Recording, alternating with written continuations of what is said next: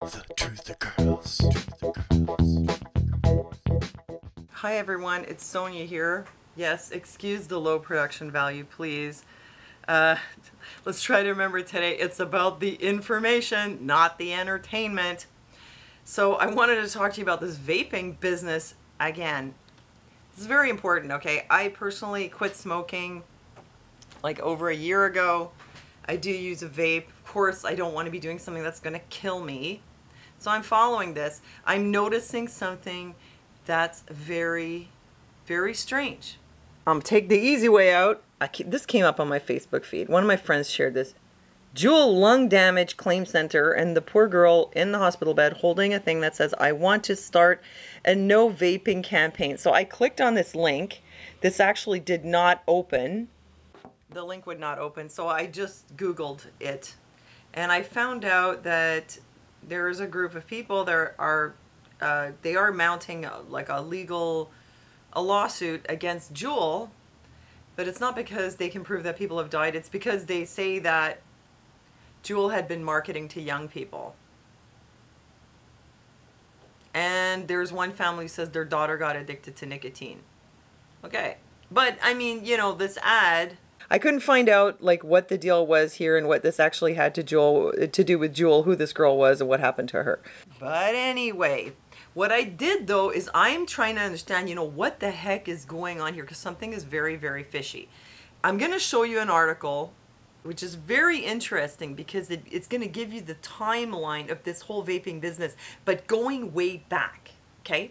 And the thing that is making me wonder what in the world is going on is that I live in Canada. We have not had any vaping illnesses or deaths here in Canada. And if you look up what's going on in the UK, because believe me, lots of people smoke, I mean vape, and that's the point, vape in the UK. Yes, I was looking to see, like, so has anyone gotten sick and died? And the answer was no. And in fact, the UK health agencies continue to promote vaping as a good harm reduction for people who want to quit smoking. Yeah, okay, so think about that. In England, the health authorities are telling people, please vape. And of course, it's a big, big world. People vape all over the world. So you do have to kind of wonder, how come there's only people getting sick and dying in America?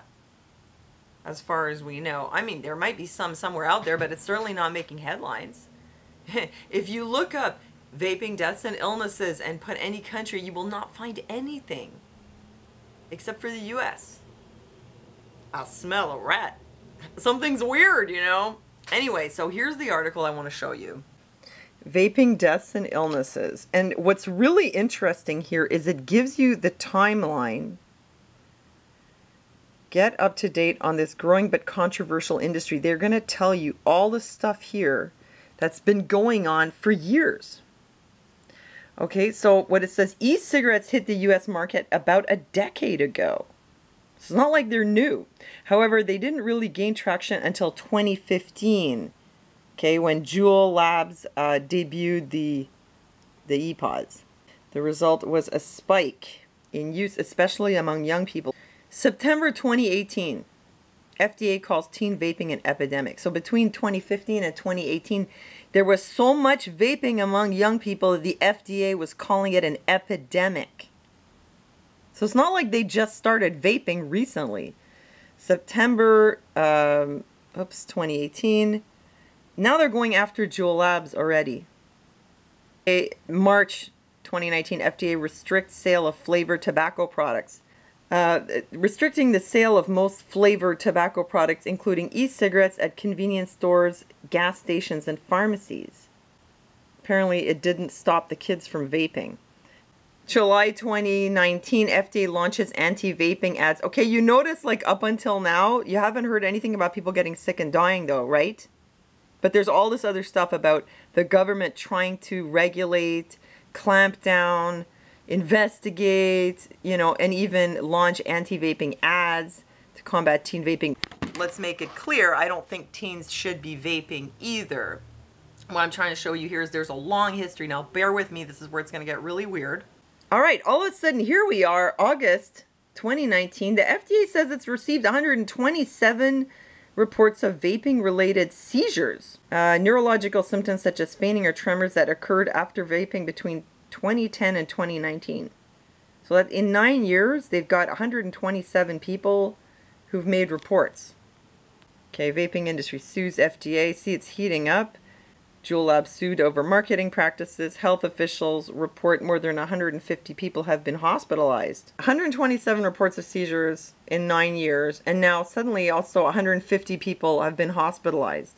These are like lung injuries. Here's the first death. August 23rd, 2019, Illinois reports a patient dying after vaping. This death may be the first tied to vaping in the US. Okay, so this is what I find strange. It's not like people just started vaping in August of 2019. Whoops, forgot my glasses. This had picked up traction in 2015 and become an epidemic among teens. Already in 2018, they declared it was an epidemic. And now, all of a sudden, in August of 2019, they've got 150 people in the hospital and the first death. September 4th, a second vaping-related death. And this is where you start having more and more deaths. And this happened in a very short time. Severe lung damage. Now, one thing that did come out in their investigation was that most of the people who had been hospitalized or died, that their vapes contained THC, and that the THC are some cannabis products, and that these products contained vitamin E acetate, an oil, which you're not supposed to be vaping, and that these people had died of lipid pneumonia. They had been inhaling oil. So what is really strange is that if you look at the history, it's like people are vaping a lot. Teens are vaping a lot. All of a sudden you have people getting really sick, a lot of them. And you start to have deaths. And now we're up to 8 deaths. Even though they make the connection with the THC cartridges and the vitamin E oil. You got to wonder, like, why? And this comes on the heels of them really ramping up trying to regulate this industry. Like, it's like there was already a kind of battle going on. And then all of a sudden, it's like vaping becomes deadly. I'm going to just cut to the chase. I feel like the most logical thing, considering, like I mentioned before, nothing happening in Canada, nothing happening in England, it's just in America. The most logical thing that I can think of is that someone is sabotaging vape cartridges. I mean, it could be that just, oh, you know, they manufactured these things with vitamin E oil because they don't know. I kind of doubt it. It's possible. But not all the people were vaping cannabis products. Some of it was just regular vaping. I mean, look, I can't say, oh, this is what it is. Somebody tampered with the stuff or they did this on purpose. I can't prove that. But my feeling, looking at the history and the fact that this just, boom, it just came up just like that, I feel like something strange is going on. And I really wouldn't put it past someone out there to screw with, maybe it's a competitor's product, or maybe it's somebody who was in the tobacco industry who's somehow, you know, who knows what happened. All it takes actually is just to put a few contaminated cartridges out there in the market. You don't have to like take over the whole company and mess up their whole product, because remember, millions of people are vaping all the time and they're not getting sick. We're talking like a few hundreds of people and a few deaths. So if you think about it, if you wanted to sabotage Joule, for example, or the vaping industry as a whole, if there was some way that you could insert into the market a highly dangerous vaping product in such a way that people don't even realize that they're getting an adulterated product. I'm pretty sure that there's some nefarious bastard out there who could come up with a way to do that. I'm pretty sure that it's possible for someone who has enough of an in, you know, and who has the means to manage to get a vape product out there that's really tampered with at such a critical time, in such a way that all of a sudden the only solution will be to restrict vaping and to maybe ban it. I mean, this is just a hypothesis. It could be someone with ties to the tobacco industry. That's my hunch, okay? To me, this is what it feels like. This can't be a coincidence.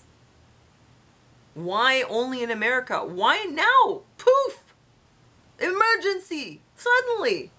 Where was the emergency before? Something really strange is going on.